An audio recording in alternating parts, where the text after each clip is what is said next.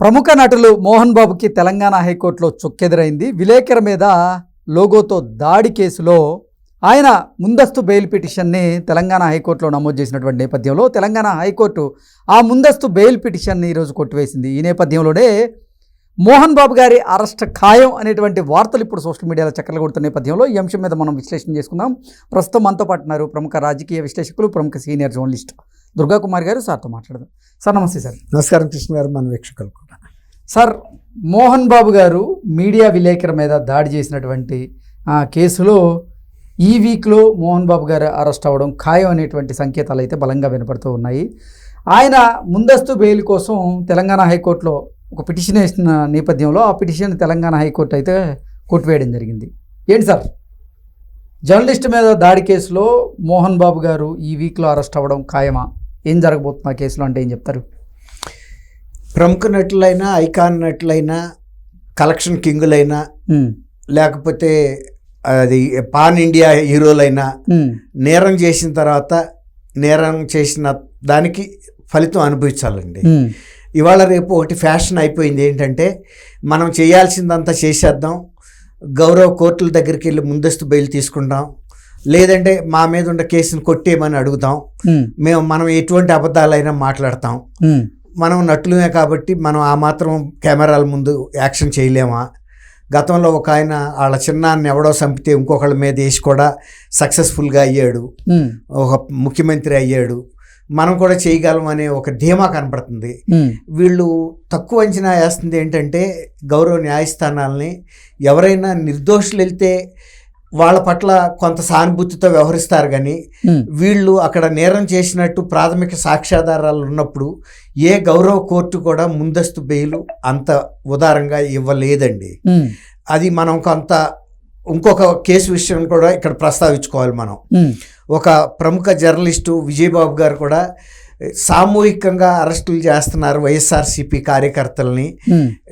కూటమి ప్రభుత్వం వచ్చిన తర్వాత ఈ అరెస్టుల్ని నిలుపుదల చేస్తూ ఆదేశాలు ఇవ్వాలని గౌరవ ఆంధ్రప్రదేశ్ హైకోర్టులో ఒక ప్రజా ప్రయోజనాల వాద్యం లాంటిది వేశారు. వేస్తే అది విచారణకి స్వీకరించారు.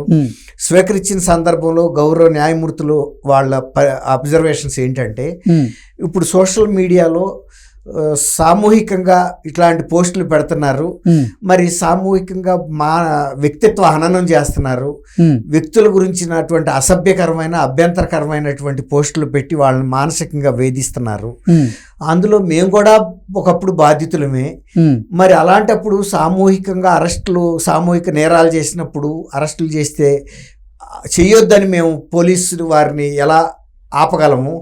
అలాంటి ఆదేశాలు ఎలా ఇవ్వగలము? మీరు అలాంటి వారి తరపున ఎందుకు వచ్చారు?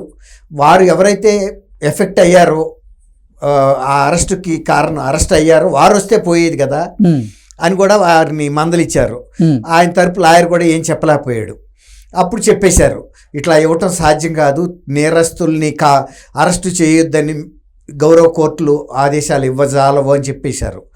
ఆ తర్వాత అదే జర్నలిస్ట్కి 50,000 రూపాయల పెనాల్టీ కూడా వేశారు. ఎందుకంటే ఆయన ఒక తప్పుడు కేసుని, ఒక విషయం లేని కేసుని తీసుకొచ్చి హైకోర్టు సమయాన్ని వృధా చేశాడు అనే దాని మీద.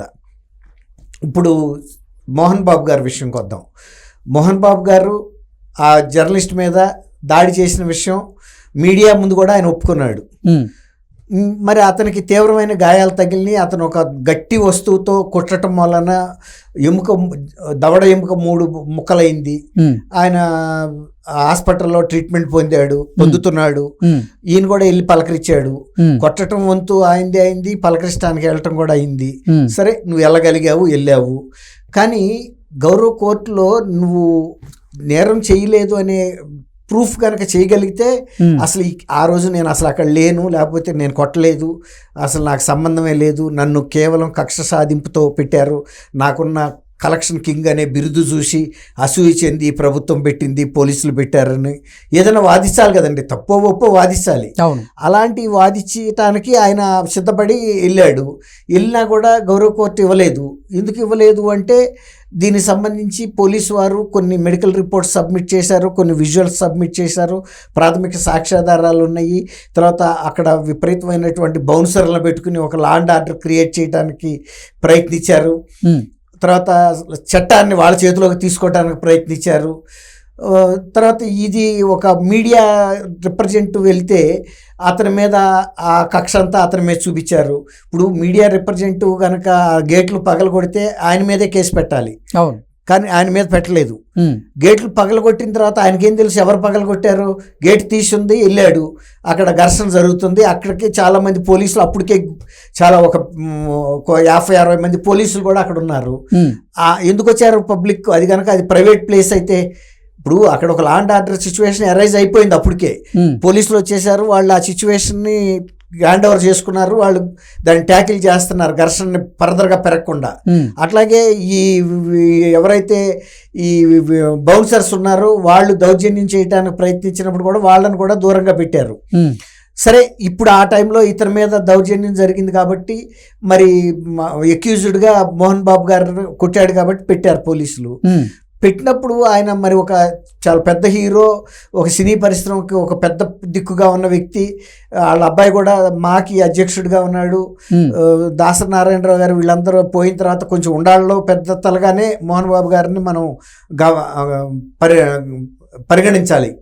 అలాంటి వ్యక్తి మరి ఆ ముందస్తు బెయిల్కి వెళ్ళే కన్నా పోలీసుల దగ్గరికి వెళ్ళిపోయి అవును జరిగిన మాట వాస్తవం, మీ చట్టం ఎలా ఉంటే అలా చేయండి. ఆయన సినిమాల్లో పెద్దరికంగా పెదరాయుడు లాంటి సినిమాల్లో ఎంతో పరిపక్వతతో నటించిన వ్యక్తి అదే స్టేషన్ ఆఫీసర్ దగ్గరికి వెళ్ళి మీ చట్టం ఏది ఉంటే అది చేయండి, నేను మీకు సహకరిస్తానికే వచ్చానని చెప్పొచ్చు కదా. కంప్లైంట్ ఇవ్వడానికి నువ్వు వెళ్ళావు కదా, మరి ఇప్పుడు నువ్వు కొట్టావు అనేది నీకు తెలుసు, పోలీసులకి తెలుసు, పోలీసుల సమక్షంలోనూ కొట్టావు. అతనికి అంతటిగా మైక్ పెట్టుకుని అతను కొట్టుకోడు కదా. తర్వాత నువ్వు తోలనాడావు, సరే అవన్నీ తీసేయండి. ఆ ఘర్షణలో మరి వాళ్ళ కోర్టులకు వెళ్తే ఇప్పుడు ఈయనున్నాడు అల్లు అర్జున్ గారు, ఆయనకు కూడా మరి ఇంటీరియం బెయిల్ ఇచ్చారు. కానీ అది ఇంటీరియమే కానీ పూర్తి పరిష్కారం కాదు. కానీ మళ్ళీ ప్రెస్ కాన్ఫరెన్స్ పెట్టి ఆయన గౌరవ ముఖ్యమంత్రిని తర్వాత పోలీసు వ్యవస్థని తప్పుపట్టాడు. రానంటూనే రాములోరి గుడికి వచ్చిందో చిన్నది అన్నట్టు నేను ఎవరిని ఏమన్ను, ఎవరిని ఆరోపణ చేయను, ఎవరిని విమర్శలు చేయను అంటూనే ఆయన చాలా తీవ్రమైన విమర్శలు చేశాడు. అంతకుముందు అల్లు కుటుంబానికి ఆ సంఘటన చనిపోయిన తొక్కిసలాట్లో కుటుంబానికి చేతులే కాలిని.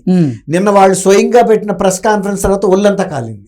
అందరూ కూడా చీకొడుతున్నారు, వాళ్ళ పద్ధతి మారలేదు, వాళ్ళు కేవలం డబ్బు మనుషులు, మానవత్వం లేదు.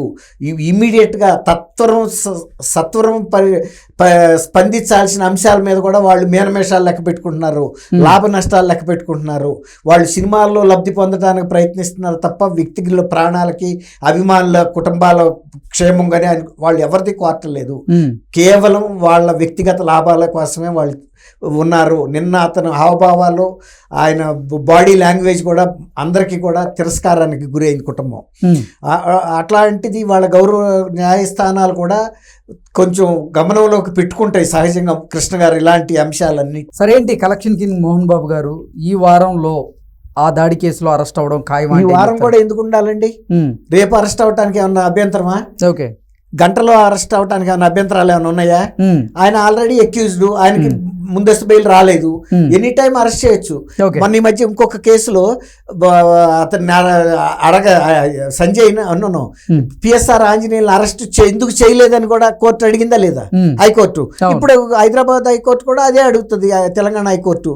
ముందస్తు బెయిల్ రానప్పుడు ఇంకా మీరు తాత్సారం ఎందుకు చేస్తున్నారంటే పోలీసులు ఏమైనా సమాధానం చెప్పగలుగుతారా? Okay okay sir, thank you so much. Thank you Krishna గారు, మన వీక్షకులకు కూడా.